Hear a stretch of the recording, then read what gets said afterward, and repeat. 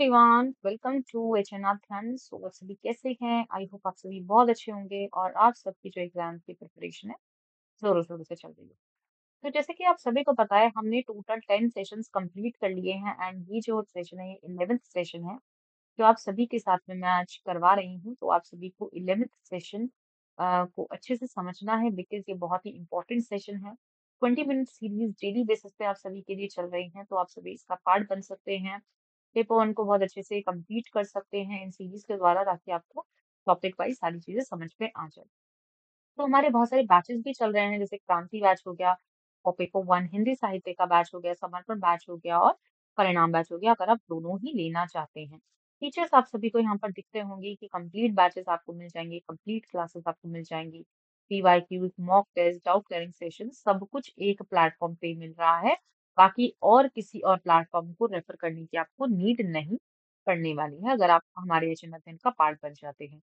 इसके लिए आपको डाउनलोड करना है प्ले स्टोर से एच ऐप। जो भी इंफॉर्मेशन है ना वो डिस्क्रिप्शन में आपको मिल जाएगी, तो जरूर से डिस्क्रिप्शन में बॉक्स को चेक करना और उसमें देख लेना कि क्या क्या चीजें आप लोग ले सकते हैं। डाउनलोड कर लेना सबसे पहले तो ऐप को, और वहां पे सब चीजें आपको रिफ्लेक्ट हो जाएंगी। अगर आप यूजीसी नेट के लिए प्रिपेयर कर रहे हैं तो यूजीसी नेट की कोर्सेज आपके लिए हैं। असिस्टेंट प्रोफेसर के लिए करें तो असिस्टेंट प्रोफेसर के लिए, और अगर आप कॉम्बो को ले रहे हैं तो कॉम्बो भी आपके लिए वहां पर है। ठीक है, तो आप सबको वहाँ पे सारी कोर्सेज मिल जाएंगे। और यहाँ पे देखिए क्रैश कोर्स भी चल रहा है, जो आपको 40 से 45 दिन में कंप्लीट कराया जाएगा। इसमें आपको 60+ आवर्स की क्लासेस मिल जाएंगी, 10+ सीरीज मिल जाएंगे, और जिसमें आपको टेस्ट सीरीज मिल जाएंगे with all explanation. Recorded sessions आपको यहाँ पर मिल जाएंगे। तो बहुत ही अफोर्डेबल प्राइसेस में ना आपको यहाँ पे सारे कोर्सेज मिल रहे हैं। आप ऐप पे जाके देख सकते हैं, और अगर आप चाहें तो इसमें एक रेफरल कोड को यूज कर सकते हैं, दैट इज PK93। PK93 क्या है? PK93 रेफरल कोड है, जिसको आप यूज करके इसके ऊपर भी 10 से 11% और आप पा सकते हैं। तो देरी किस बात की है? क्रैश कोर्स का पार्ट बन जाइए जल्दी से, बिकॉज क्या है कि दिसंबर आ चुका है और आपके पास सिर्फ और सिर्फ 1 महीना बचा है। बहुत सारे स्टूडेंट का ये कहना है कि मैम 1 महीने में एग्जाम हो क्लियर हो पाएगा। जी हाँ, अगर आप अच्छे से निश्चय कर लें, दृढ़ निश्चय ले लें कि हाँ मुझे क्रैक करना है एग्जाम इस बार, तो आप डेफिनेटली कर पाएंगे। बस आपको थोड़ी सी मेहनत करनी पड़ेगी। बाकी हमारी क्लासेस तो हैं ही आप सभी के लिए। चलिए गाइस, आज का जो टॉपिक है वो है रोल ऑफ यूजीसी। जी हाँ, रोल ऑफ यूजीसी को मैं आप सभी के साथ में बहुत इंपॉर्टेंट ये डिस्कस कराने वाली हूँ कि एग्जैक्टली ये है क्या रोल ऑफ यूजीसी, जिसमें हम बात करेंगे कि क्या क्या टॉपिक्स है। जैसे कि यूजीसी बहुत ज्यादा इंपॉर्टेंट है, क्योंकि आप सभी को पता है हायर एजुकेशन में बहुत ज्यादा इंपॉर्टेंट को प्ले करता है, रोल को प्ले करता है। यूजीसी की अगर हम बात करते हैं तो सबसे पहले तो आपको ये पता होना चाहिए 1953 में, 28 दिसंबर 1953 में ये डेवलप किया गया था by first minister of scientific research, जो कि उस टाइम पे थे मौलाना अब्दुल कलाम जी। उस 1953 के दौरान, और 1956 में इसको एक स्टेचुरी अवार्ड मिल गया गया, मतलब एक एक्ट मिल गया गया। अब यूजीसी का ना अपना खुद का एक एक्ट है। ठीक है, जैसे एक एक्ट मतलब होता है स्टेचुरी, स्टेचुरी मतलब एक एक्ट। एक्ट जो पास ऑन हो गया था पार्लियामेंट में पास ऑन किया गया था इस एक्ट को, और इसको फिर एक एक्ट बना दिया गया था। और यूजीसी के बारे में अगर हम बात करते हैं, यूजीसी को एस्टेब्लिश किया गया था 1945 में बाय प्रोफेसर वेद प्रकाश जी। ध्यान दीजिएगा, प्रोफेसर वेद प्रकाश जी जो कि ग्रेट एजुकेशनलिस्ट भी थे, एंड साथ ही साथ उन्होंने यहाँ पे कंट्रोल कैसे करना है एजुकेशन सिस्टम को, क्रिएटिविटी कैसे होनी चाहिए, सारी चीजों के बारे में उन्होंने बताया था। ठीक है, और कौन सी यूनिवर्सिटी में बताया था? तो क्रिएटिविटी यूनिवर्सिटी, जो कि बनारस में है।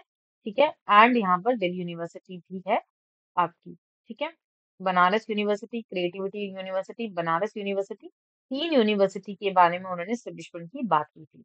तो आप सभी को ये बहुत ज्यादा इंपॉर्टेंटली पता होना चाहिए कि कब ये आया यूजीसी, कब इसका एक्ट बना, कौन से मिनिस्टर मिनिस्टर थे उस वक्त। ठीक है, किन्होंने इसको अप्लाई किया, किसको इन्होंने मतलब किन्होंने इसको अनाउंस किया। साथ ही साथ उस समय जो प्रोफेसर थे वो कब थे? 1945 में इसको एस्टेब्लिश किया था। ठीक है, उस समय प्रोफेसर वेद प्रकाश जी थे। तो ये सारी चीजें ना इंफॉर्मेशन आप सभी को पता होना चाहिए। अगेन मैंने यहाँ पर आप सभी को हिंदी में भी बताया, यूजीसी यूजीसी की घोषणा जो की थी 28 दिसंबर 1953 में की थी। ठीक है, वैज्ञानिक अनुसंधान मंत्री के दौरान ये डेवलप हुआ था, मौलाना अब्दुल कलाम आजाद जी ने किया था।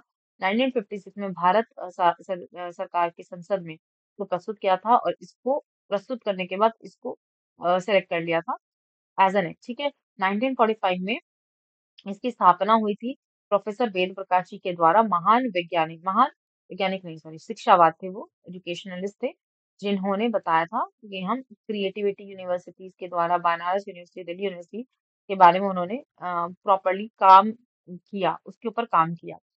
ठीक है, अब यूजीसी का जो हेड ऑफिस है, हेड क्वार्टर है, वो कहाँ पर है? न्यू दिल्ली में है। ध्यान दीजिएगा, न्यू दिल्ली में है, और इसके 6 रीजनल ऑफिस से 6 रीजनल सेंटर्स है। रीजनल सेंटर्स होते हैं रीजन वाइज, जैसे कि पुणे हो गया, भोपाल हो गया, कोलकाता हो गया, हैदराबाद हो गया, गुवाहाटी एंड बैंगलोर। तो ये सब ध्यान रखिएगा, पुणे, भोपाल और कोलकाता, हैदराबाद, गुवाहाटी एंड बैंगलोर। तो ये सब क्या है? ये सब रीजनल ऑफिस है, 6 रीजनल ऑफिस है। हेड ऑफिस एक है जहाँ पे सारा काम होगा, काम सारा न्यू दिल्ली से होता है, लेकिन जो ऑफिस है ना इसकी यूजीसी की, वो अलग अलग जगहों पे भी है। ठीक है, आफ्टर ये थोड़ा सा पता होना चाहिए, कि थोड़ी सी जानकारी होनी चाहिए। इन 1947 में क्या हुआ? इम्प्रूवमेंट के लिए इंडियन यूनिवर्सिटी एजुकेशन को बनाया गया 1948 में। यूनिवर्सिटी एजुकेशन कमीशन भी कहते हैं इसको। ठीक है, को एस्टेब्लिश किसने किया था? डॉक्टर एस राधाकृष्णन जी ने। राधाकृष्णन जी ने इसको एस्टेब्लिश किया था। It was decided by the government of India. जिन्होंने इसको एस्टेब्लिश किया, इन्होंने बोला कि यूनिवर्सिटी ग्रांट कमीशन, ये जो बेस है उसको डेवलप करना चाहिए हमें। और ये जो बेस है ना, कौन सी कंट्री से लिया गया है? तो यूके से लिया गया है, ये ध्यान रखिएगा, यूनाइटेड किंगडम से लिया गया है। ठीक है, कोई भी पूछे कि भाई ये जो यूनिवर्सिटी ग्रांट कमीशन का जो बेस है, जो बेसिस है, कहाँ से लिया गया है? तो यूके से लिया गया है। इन्होंने इसके ऊपर फिर काम किया। इस यूनिवर्सिटी में बताया गया, मतलब इस कमीशन में बताया गया कि यूनिवर्सिटी ग्रांट कमीशन लॉन्च हो। ठीक है, अगेन नेक्स्ट पॉइंट पे चलते हैं। इसके फंक्शंस के ऊपर बात करते हैं, क्या क्या फंक्शंस है, क्या क्या कार्य हैं। तो भाई यूजीसी का क्या क्या कार्य है? स्टैंडर्ड्स को स्टेब्लिश करना, रिसर्च में, एग्जामिनेशन में किस तरीके से रिसर्च होनी चाहिए, किस तरीके से टीचिंग होनी चाहिए, उसको प्रेजेंट करना। स्टैंडर्ड्स को सेट करना बहुत ज्यादा इंपॉर्टेंट रोल होता है यूजीसी का। दूसरा ये बोलते हैं कि एजुकेशन सिस्टम जो है इंडिया का, उसको हमें इंटरनेशनल लेवल पे भी मेंटेन रखना है। मतलब ये चाहते हैं कि अंतर्राष्ट्रीय स्तर पर भी बनाए रखना, ताकि जो बाहर के लोग हैं वो भी हमारे एजुकेशन में आए, मतलब कंट्री में आए और एजुकेशन को गेन करें। ठीक है, तो give suggestion to the government of India for the improvement of the education system in India. तो ये क्या करता है? सजेशन भी प्रोवाइड करता है इसको, गवर्नमेंट ऑफ इंडिया को। ये प्रोवाइड करता है सारी यूनिवर्सिटीज को ग्रांटिंग। ग्रांट मतलब कि भाई इन केस कोई भी जैसे कि ए प्लस ग्रेडिंग होता है ना, A plus grading, B plus grading, grades provide करना, ग्रांट्स देना, अनुदान प्रदान करना, ये सब काम करता है यूजीसी का।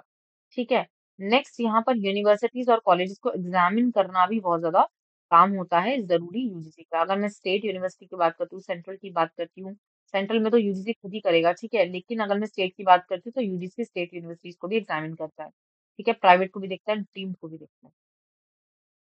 सारी यूनिवर्सिटीज की ना जांच पड़ताल करता रहता है यूजीसी। तो यूजीसी एक तरीके से हेड ऑफ द फैमिली होती है ना, फादर हमारे हेड ऑफ द फैमिली, वो सारे एक्शंस लेते हैं। ठीक है, मतलब सारे डिसीजंस लेते हैं, उनको डिसीजन मेकर का एक खिताब दिया जाता है। उसी तरीके से यूजीसी को भी यहाँ पर एक खिताब दिया जा रहा है। और ये बोला जा रहा है कि यूजीसी के अलग अलग बॉडीज, जैसे कि नैक नैक का काम अलग है, एआईसीटी का काम अलग है, ठीक है, एनसीटी का काम अलग है, ठीक है, रूसा का काम अलग है। तो हर किसी बॉडीज का काम अलग है, लेकिन यूजीसी को डेवलप किया गया है। तो इसीलिए ये सब चीज़ें आपको बहुत अच्छे से समझ में आनी चाहिए। ठीक है? बाकी अगर हम यहाँ पर देखते हैं, ये सब आपके लिए इतना इम्पोर्टेंट नहीं है। जो-जो इम्पोर्टेंट है मैं आप सभी को बस उतना ही पढ़ा रही हूँ। 1 सेकंड। हाँ जी, तो बस इतना ही इम्पोर्टेंट है आप सभी के लिए। ठीक है? तो चलिए क्वेश्चन को देखते हैं। इसका आंसर बताइए। Indicate the regional office of the grand university grand commission. UGC के कितने रीजनल ऑफिस हैं? भाई देखो 6 तो हैं, लेकिन अगर मैं एक और को मिलाऊँ, मतलब हेड ऑफिस को मिलाऊँ, तो 7 हो गए ना। यहाँ पे 6 का ऑप्शन तो नहीं है। तो सिंपल सी बात है, मुझे 7 को ही करेक्ट करना पड़ेगा। ठीक है? उसी तरीके से नेक्स्ट क्वेश्चन को देखते हैं। Government establish university grant commission act of the parliament in the year. Parliament में कब इसको लागू किया गया था? तो 1956 में इसको लागू किया गया था, एक्ट बनाया गया था। ठीक है, universities have central campus. Central campus होता है जहां पर, तो उसको हम क्या कहते हैं? सेंट्रल यूनिवर्सिटीज कहते हैं। भाई सेंट्रल कैंपस है, सेंट्रल यूनिवर्सिटीज हो जाएगा। डीम्ड के लिए, डीम्ड जैसे आपका आईआईएससी हो गया, आपका आईआईटी हो गया, ये सारी डीम्ड यूनिवर्सिटीज़ होती हैं, ठीक है? रेज़िडेंशियल यूनिवर्सिटीज़ हो गया, ओपन यूनिवर्सिटीज़ हो गया, इन सबके ना अलग-अलग कैंपसेस होते हैं, लेकिन सेंट्रल कैंपस जो होगा वो सेंट्रल यूनिवर्सिटी का ही रहता है। तो होप आप सभी को यहाँ पे यूजीसी के बारे में इन्फॉर्मेशन मिल गई होगी। बस आपको ये चीज़ें ध्यान में रखनी है, ये चीज़ों के बारे में पता होना चाहिए, ठीक है? और मुझे आपको क्या करना है, कमेंट करना है अभी, अभी जो चेयरमैन है ना यूजीसी के, वो बताने हैं आपको, अभी के लेटेस्ट चेयरमैन कौन है, ठीक है? अगर पता है तो कमेंट डाउन करना, फिर मैं आप लोगों को रिवर्ट करूँगी कि क्या आप लोगों ने सही आंसर किया है या नहीं किया है। तो thank you so much everyone. धन्यवाद।